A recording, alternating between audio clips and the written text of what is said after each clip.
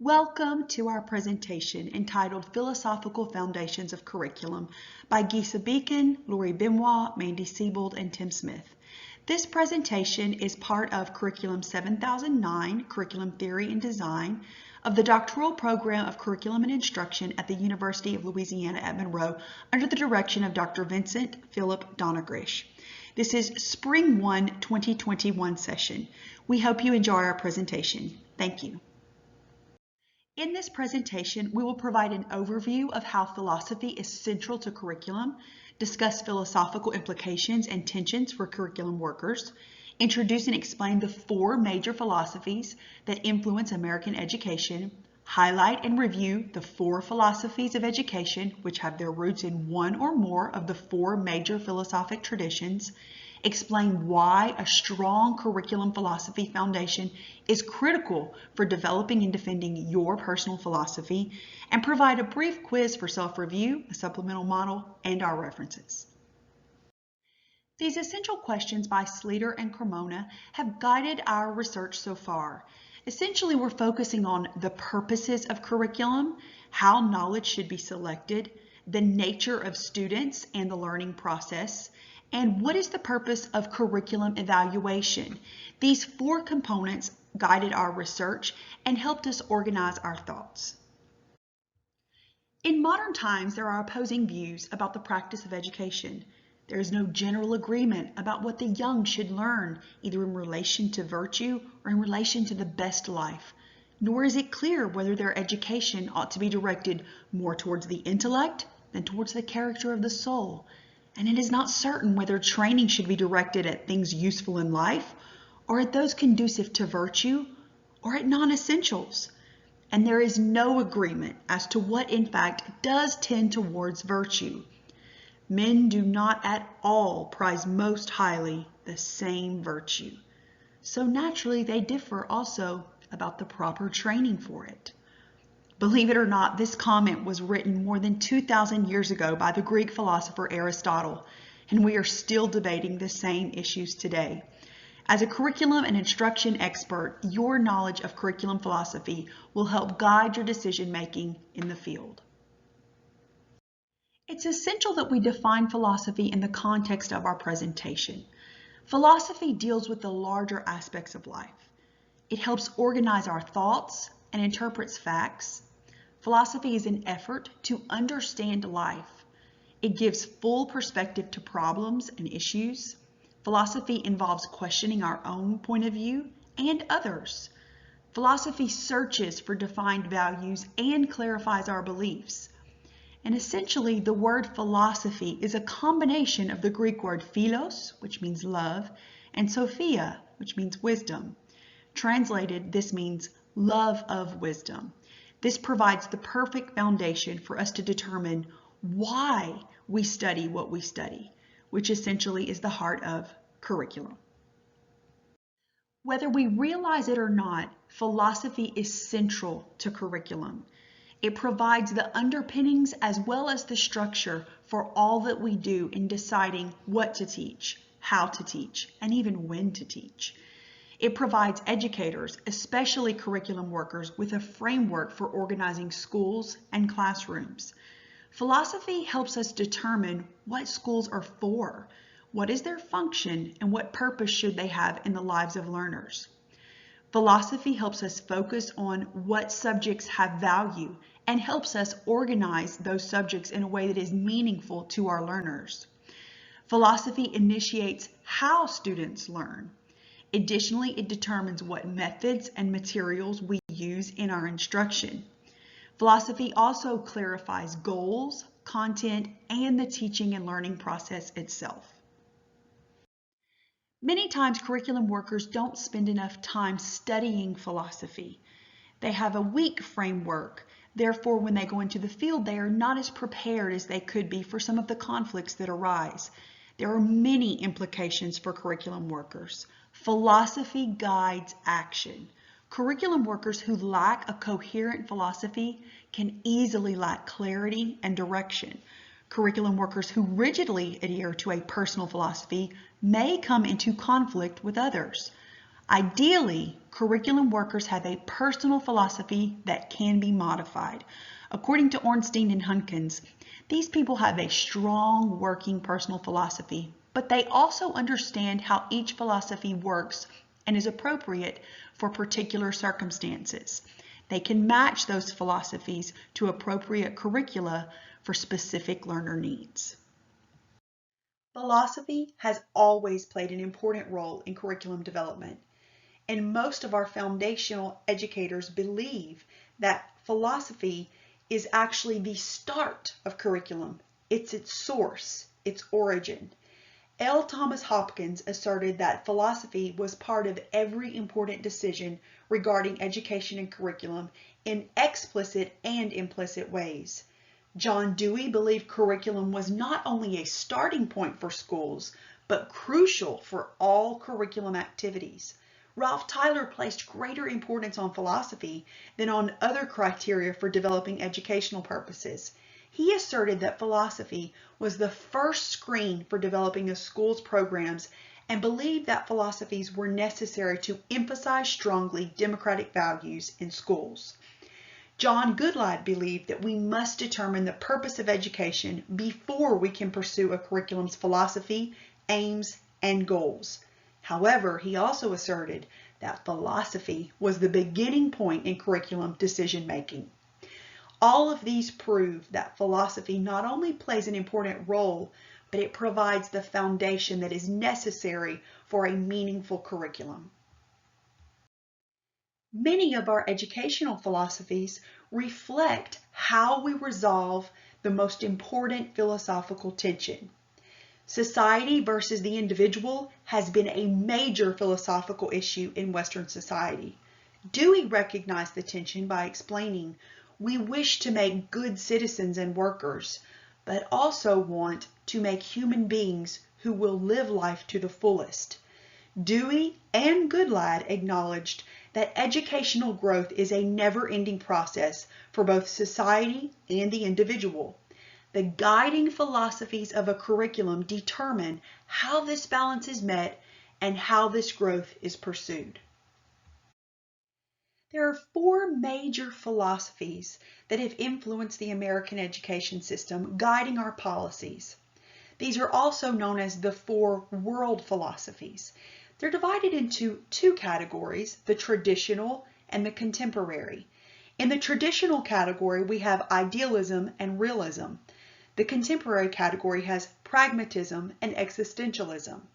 The infographic at right may oversimplify these a bit. However, we can see that idealism is often associated with believing, realism with feeling, pragmatism with experiencing, and existentialism with choosing. Again, this oversimplifies these philosophies, but it provides a good guidepost to help you remember their main ideas. The traditional philosophies include idealism and realism. Idealism's highest aim is the search for truth and enduring values. Idealism believes it is possible to achieve moral clarification and that reality is unchanging. Learning is an intellectual process that involves working with ideas. Curriculum is hierarchical and is exemplified by the liberal arts model, with philosophy and theology given the most importance and the sciences given the least importance. Plato, Augustine, Hegel, Ralph Waldo Emerson, Henry Thoreau, William Ferris, and Kant are considered some of our dominant idealism philosophers. The realism realm believed that the world was in terms of objects and matter. Human behavior is rational when it conforms to nature's laws. Realists believe that everything has a purpose, and humans' purpose is to think. Education should illuminate this purpose. Curriculum is comprised of separate content areas. Lessons that cultivate logic and abstract thought are stressed. They also see curriculum as a hierarchy, like the idealists, but the value is on the sciences as much as the arts. Aristotle, Thomas Aquinas, Johann Pestalozzi, Harry Brodie, and John Wilde are considered some of the dominant realism philosophers. The contemporary philosophies are broken down into pragmatism and existentialism. Pragmatism views knowledge as a process in which reality is constantly changing. Pragmatists reject the idea of unchanging and universal truths. They focus on problem solving that is transferable to a variety of situations. Curriculum focuses on critical thinking and is more exploratory than explanatory. Dewey, Charles Peirce, and William James are some of our most famous pragmatism philosophers. Existentialism focuses on self-determinism that believes we make choices to self-identify. Existentialism has a focus on the importance of knowledge of the human condition. It believes that students should have freedom in what and how to study. Curriculum in the existentialism philosophy provides experiences that lend themselves to individual choice and self-expression. All forms of arts are stressed to allow students to convey existentialist thinking. Maxine Greene, George Kneller, and Van Cleave Morris are some of our existentialism philosophers.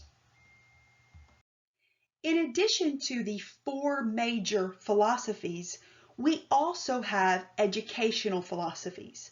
These four philosophies of education have emerged, and each has its roots in one or more of the four major philosophic traditions. Perennialism is drawn from realism. Essentialism is drawn from idealism and realism. Progressivism is drawn from pragmatism. Reconstructionism is drawn from pragmatism and existentialism. This infographic provides a brief overview of how the world philosophies have influenced these educational philosophies. Notice on the right, the one that we will not discuss is constructionism. Ornstein and Hunkins explain that constructionism is not necessarily one of the four agreed upon by most of our educational experts.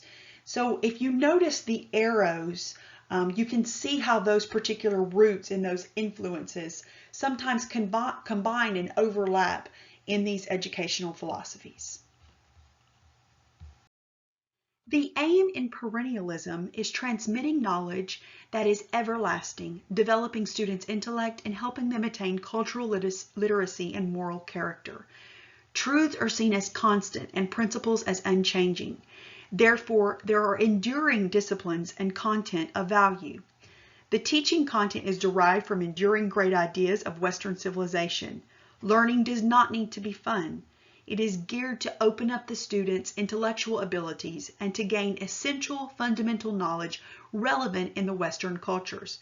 Teachers are authorities in their field and give students access to the relevant materials and ensure that they learn the given content. The emphasis in perennialism is on tough academic standards and testing. All students must have mastered the defined knowledge. The idea behind it is that students have the right for high-quality academic education and need to be held to high standards to master the content.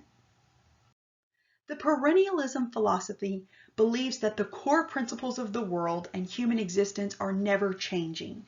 Therefore, school should transmit knowledge and focus on topics that have endured over time and thereby proven its relevance. Robert Maynard Hutchins provides a representative quote, "Education is not to reform students or amuse them or to make them expert technicians.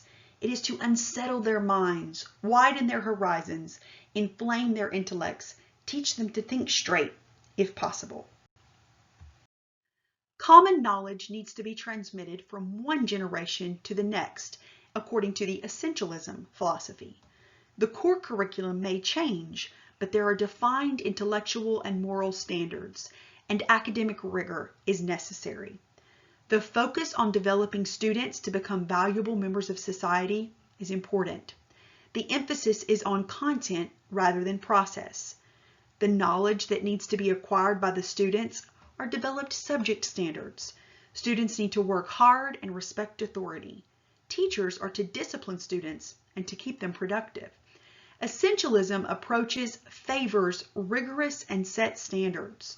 Students achieve in tests, and this reflects on teacher performance.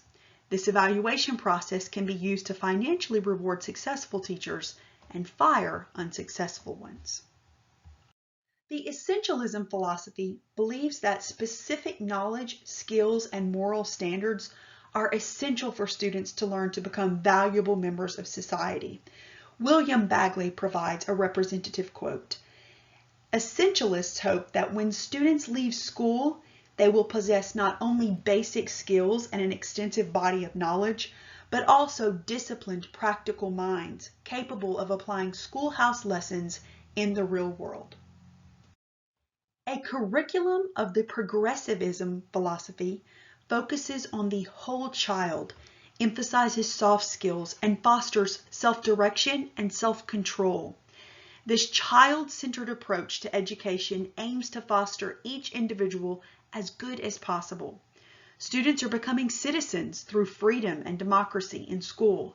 The focus in progressive education is on the learner rather than on specific subjects. The curriculum is oriented around personal goals of students. They have ownership of their learning. This approach focuses on thinking processes rather than specific knowledge and understanding. The learning primarily takes place in cooperative group work through experiences and activities. The teacher is seen as a caring guide that helps students to reflect on their experiences. The setup is student-centered, and it's around student-selected learning goals. The teacher functions as a positive, supportive, encouraging guide, giving feedback in personalized instruction.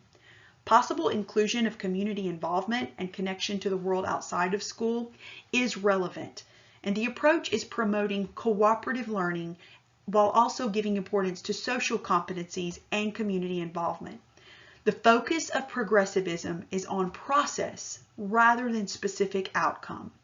Individual student improvement is more important than determining knowledge acquisition. When evaluating the effectiveness of the curriculum, testimonials and subjective assessments are usually used. Generally, there is little empirical evidence to evaluate student progress.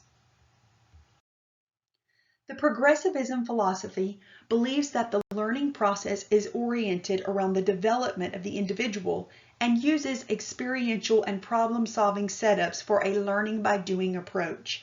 John Dewey provides a representative quote, "We're all instructors to realize that the quality of mental process, not the production of correct answers, is the measure of educative growth. Something hardly less than a revolution in teaching would be worked."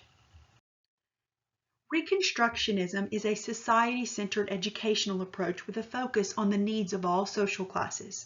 Schools are to focus on social challenges and better society through education and by students becoming change makers with social reform as the central aim of education. Real-life issues are driving the curriculum. The teacher provides guidance on considering multiple perspectives and encouraging dialogue. Communal, national, or international challenges are driving the curriculum with teachers and students deciding on the specific relevance of the issues and where the learning takes them. In this approach, students are encouraged to become active change makers. They are to learn to resist domination and oppression and to build critical consciousness. Teachers are to guide and support their real-life action, involvement, inquiry, and dialogues. They help their students to invent their world and to understand their world. Community-based learning is incorporated. Generally, projects are worked on cooperatively and in groups. The commitment and actions of students and teachers are in focus when evaluating in a reconstructivism approach. Specific project outcomes may be evident, but the focus of the development lies with the acquisition of critical consciousness and the thought processes of the student, which are difficult to determine. Testimonials are most effective when evaluating these developments. The Reconstructionism philosophy believes that the educational approach that focuses on addressing social issues within society, with students being active change makers addressing real-life issues and developing understanding, social skills, and critical consciousness through their experiences.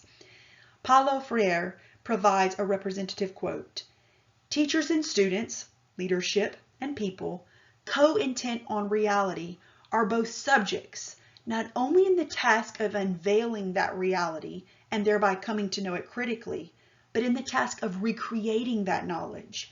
As they attain this knowledge of reality through common reflection and action, they discover themselves as its permanent recreators. How should knowledge be selected into the curriculum?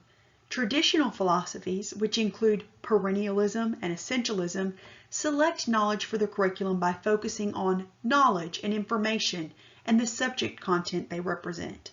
This subject content is grouped according to the areas and fields which it encompasses. The organization is based on simple to complex and is centered on the past. Unit or lesson plans are organized according to the topics or concepts. Contemporary philosophies, which include Progressivism and Reconstructionism, choose to focus on content and knowledge for students to be able to resolve problems and to function in one's social environment. This shifts the focus to the learners instead of the content from the traditional philosophies. The subject matter taught is based on understanding relationships centered on present or future.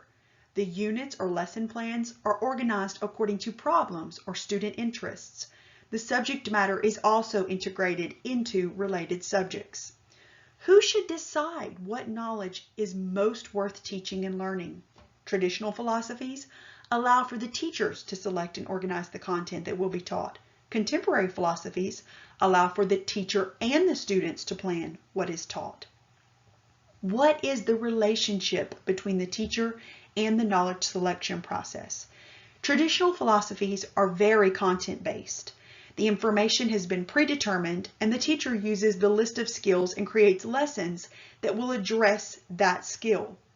With contemporary philosophies, teachers are deciding on the information that is most useful for the given students and creating lessons that allow them to problem solve situations they would encounter or are currently encountering. The teacher uses student needs and interest to guide the content that is being taught. Finally, as you refine your understanding of curriculum philosophy, you will develop your own answers to the 4 essential questions of purpose, knowledge selection, nature of students and learning process, and curriculum evaluation. We've included a supplement which provides a model for how to allow philosophical foundations to guide curriculum development. It is linked in the handout that accompanies this presentation. This PowerPoint will come up and it provides an 8-slide guide that shows 2 students from 2 different parts of the world and how philosophical foundations help guide curriculum to meet their specific needs. We hope that this global model will help you refine your own understanding of philosophical foundations and refine your own understanding of your personal philosophical foundation. In addition to the supplemental model, we've also provided a brief true-false quiz so that you can see how well you remember some of the main concepts. Simply pause the presentation and take a moment to take our quick quiz. The key is provided on the next slide. Don't peek, see how well you can do. Okay, check your answers. I'm sure you did very well. Thank you so much for taking the time to listen to our presentation. We would love your feedback, and we would love to hear what some of your educational philosophies are. We've learned a lot from this presentation, and we hope you do as well. The next slide is going to give you an overview of our resources. Thank you.